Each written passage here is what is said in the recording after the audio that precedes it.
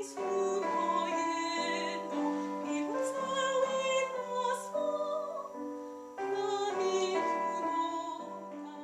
girl you hear singing is Marie Elliott, but online she's better known as Jan Mali, and the language she's singing only has 120 words.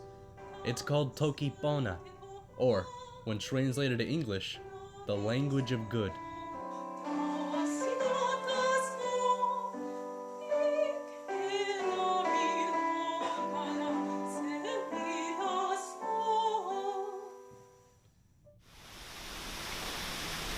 We want to learn more about this language and what makes it so good.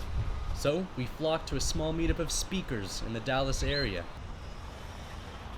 I'm doing great. I'm a little excited to be at my first convention where we're all speaking a language other than English, so it's kind of nerve-wracking, really. I'm amazed at how many people showed up. I would probably describe it as a language that someone made just for fun, and its entire purpose is conveying as much information as possible in as few words as possible. It takes the complicated topics of everything in the world and sort of simplifies them into core concepts. You can learn it in a weekend if you really try. I started learning it in January of this year, so it's been 11 months or so. For about a month. About a year now. Tempo sike sono pini tuwan. About a week and a half, really. I'm not that fluent, but like I said, I can already understand some words and I can pick out words in conversation. Mostly it just helps me think of things as they are to me in the present. Like, what is this to me right now? These words can be either verbs or nouns or modifiers. They can be any part of speech depending on how you use them. And it guides you to not have so many synonyms and towards something a little bit more positive. Onali ante mute in toki nasi mi nasin suanami mi pilin ante mute tan pini mi. Like, I don't think about, like, oh, this is chicken, this is steak, this is sandwich, this is... I think, like, oh, this is food. This is food. I think very simplistically, and it kind of cuts out a lot of that static, that goes on in the back of your head. My clown partner, as part of Circus Freaks, discovered Toki Pona on the internet and said, oh, this is great. It lets me think in simpler ways.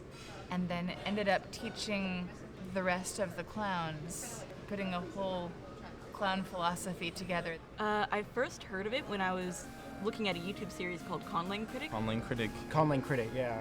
And I was just going through the languages because I wanted to see their episode on Esperanto, and I was like, oh, I'm actually kind of interested in this. So when I found it, I was like, hey, this will be a fun language to learn. Okama pona tawa sitalandawa Conlang Critic. Lian misali a sitalandawa nila mi looking at Toki ni Toki Pona.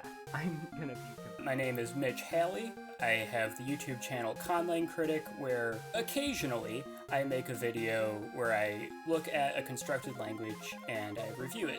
Conlang, it's short for constructed language. These are languages that have been created by people, and that's what Toki Pona is. In my experience of looking at constructed languages and developing opinions on them, there didn't exist anyone who was reviewing them at the time. So I said, why is there not a Conlang critic making reviews of conlangs?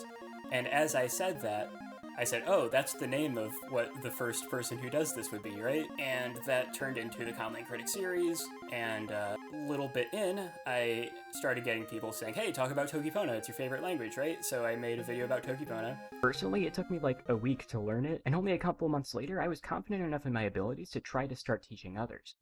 Just using this language is an enjoyable experience. Just the act of expressing yourself in this language that forces you to explain every single thought that you have, which is a really engaging way to communicate with people.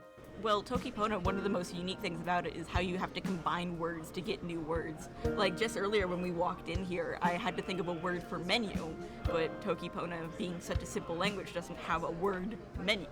So I had to say paper of food instead of menu. But the thing is, in the video I mentioned that the word for banana in Toki Pona is kili palisa, which I just made up on the spot for that because that's how I would personally say banana in Toki Pona. It's not like the word for banana, because the way Toki Pona works is that in order to say anything, you need to, ask yourself, what is this thing, and describe it. So the way I would describe a banana is a stick-shaped fruit, but someone else might call it a yellow fruit, or someone might call it, I don't know, the fruit that the hairy people-shaped animals eat. Learning such a simple language can help you with learning more complicated languages. Toki Pona li pona e nasin pi kamasonami, tas ona li ante mute tan toki ante. It's a great tool to learn more about other people, about the world, and about how you can think and how you can interact with the world. Kiam mi estis juna, mi vojaĝis multe, kaj mi lernis multajn lingvojn, kaj mi vidis similecojn inter tiuj lingvoj, kaj ankaŭ mi vidis malsimilecojn. Mi provis krei novan lingvon, kiu unuigas la ĉefajn komunaĵojn de ĉiuj lingvoj. Mi nomiĝas Sonja Lang, kaj mi estas la kreinto de Toki Pona lingvo. Kiam mi kreis ĝin, estis maniero kompreni la mondon, trovi kio estas la senco de la vivo.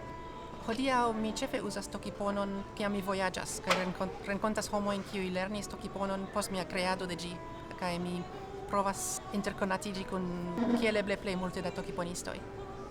Mi vidas mian rolon ĉefe kiel ĝardenisto.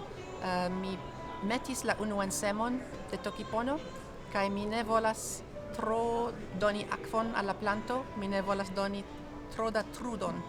La planto, la arbo kresku mem, kaj mi ne volas regi ke ĝi kresku en unu direkto aŭ alia. Mi lasas la komunumon evolui kaj uzi la lingvon kiel ili volas.